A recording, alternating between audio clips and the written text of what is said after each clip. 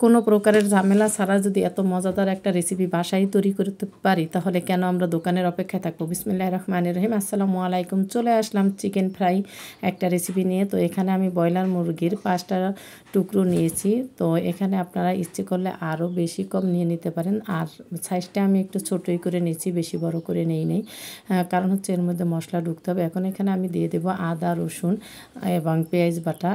এই 3টা মশলা একসাথে দিয়ে দিলাম। এখন দিয়ে দেবো হলুদের গুঁড়া, মরিচের গুঁড়া, ধনিয়ার গুঁড়া, জিরার গুঁড়া, এগুলো আমি দিয়ে দিলাম। এখন এখানে আমি এই মশলাগুলোকে এটার সাথে ভালোভাবে মিশিয়ে নেব। দিয়ে দিলাম একটু গোলমরিচের গুঁড়ো। আসলে ইচ্ছে করলেই কিন্তু দোকান থেকে সবসময় সব কিছু এনে খাওয়া যায় না, কিন্তু বাসায় থাকলে ইচ্ছা করেই করে খাওয়া যায়। দিয়ে দিলাম পরিমাণ মতো সয়াবিন তেল। তো হাতে যদি করতে পারি সেটা স্বাদ কিন্তু আসলে আলাদা এবং তৃপ্তি মতো খাওয়া যায় এবং খেতেও কিন্তু খুব মজা লাগে, কারণ হচ্ছে হাতে বানানো মশলা দিয়ে তৈরি করা হয়। এখন আমি এখানে দিয়ে দিলাম গরম মশলার গুঁড়ো। সব মশলাগুলো যখন দেওয়া হয়ে যাবে ঠিক তখন আমি হাত দিয়ে এটাকে ভালো করে ম্যারিনেট করে নেব।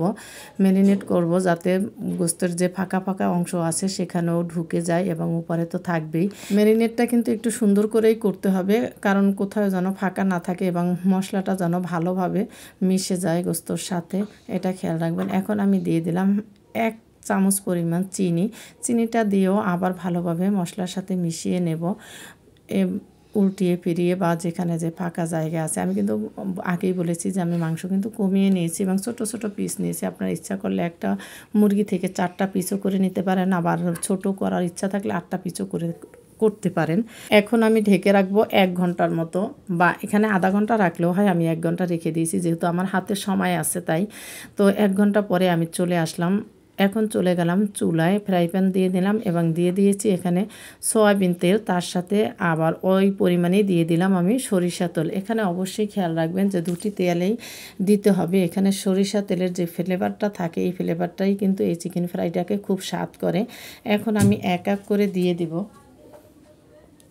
যেহেতু আমি 5 পিস করেছি, 4 পিস ভাজলে বেশি ভালো হতো। তো আমার ফ্রাই প্যানে 5 পিস একটু বেশি ভারী ভারী হয়ে গেছে, তারপরও দিয়ে নিয়েছি, কারণ পরবর্তীতে তো আর 1 পিস ভাজতে সময় লাগবে বা একটু করতে হবে, জন্য আমি দিলাম। এক পাশ যখন ভাজা হয়ে গেছে ঠিক তখনই আমি গোস্তগুলোকে বলেন বা মাংসগুলোকে বলেন আবার আমি উল্টিয়ে দিলাম।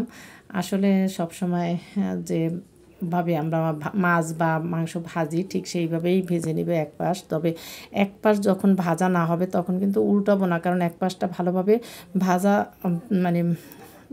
ভাজা শেষ করতে হবে, না হয়তো মশলাগুলো গায়ে থেকে ছড়িয়ে যাবে বা ছুটে যাবে, তখন কিন্তু আর মশলাটা এই মাংসের সাথে থাকবে না, তেলের মধ্যে মিশে যাবে। এই জন্য এক পাশ ভালো করে ভেজে পরে আবার উল্টাতে হবে। তো আমি এখন দ্বিতীয়বারও কিন্তু উল্টিয়ে দিলাম, দেখতেই পাচ্ছেন। আর তেলের মধ্যে কিন্তু আমার বেশিরভাগই মশলাটা ছড়ায় নাই, গোস্তর সাথেই আছে। এতটুকু খেয়াল রাখবেন যে এটা এক পাশ না হওয়া পর্যন্ত উল্টানো যাবে না। তো এখন আমার এটা শেষ, এখন আমি উঠিয়ে নেব। তো আপনারা ইচ্ছে করলে আর একটু সময়ও ভাজতে পারেন। কালারটা কিন্তু এখন সেই রেস্টুরেন্টের মতোই হয়েছে, তবে এখানে কিন্তু চুলাটাকে মৃদু আঁচে রাখতে হবে, কারণ বেশি চুলা বাড়িয়ে দিয়ে আপনি কিন্তু ভাজতে গেলে ভিতরে হবে না, উপরে শুধু কালারটা আসবে। তো এখন আমি উঠিয়ে নিলাম আলাদা করে, এবং এখনও কিন্তু আমার কড়াইতে বা ফ্রাই প্যানের তেল আছে, এই তেলটাও কিন্তু আমি কাজে লাগাবো, সেটাও আপনারা দেখতে পাবেন। এখন আমার যেই মাংসটা উঠানোর পর বাটিতে যে মশলাগুলো ছিল সেই মশলাগুলো আমি এখন এই তেলের মধ্যে আবার দিয়ে দিলাম। এখন আমি তেলের সাথে এই মশলাটাকে ভালোভাবে ভেজে নেব। এই মশলাটাই কিন্তু আসলে চিকেন ফ্রাই বলেন বা গ্রিল বলেন, এটা খেতে স্বাদ করে। এটা যখন ভাজার পরে দেখবেন একটা সুন্দর কালার আসছে, ভাজা মরিচের যে কালারের মতো আসবে। যখন এইটা কালারটা আসবে তখন কিন্তু এটা নামিয়ে নেব। যদিও আমার একটু মশলা কম, এখানে আপনারা আরও বেশি মশলা করে নিতে পারেন এবং সেই মশলাটা রেখে দিলে কিন্তু যে কোনো রুটি পরোটা দিয়েও খেতে পারবেন। তো আমার মশলাটাও হয়ে গেছে, এখন আমি এই যে মাংসের উপর দিয়ে মশলাটা উঠিয়ে দেব। তো ভিডিওটা কেমন হয়েছে অবশ্যই একটু জানাবেন, যদি ভালো লাগে অবশ্যই লাইক কমেন্ট শেয়ার করে দিবেন এবং পাশে থাকবেন। আজ এই পর্যন্ত, সবাই ভালো থাকবেন, সুস্থ থাকবেন। আসসালামু আলাইকুম। আজকের মতো বিদায়।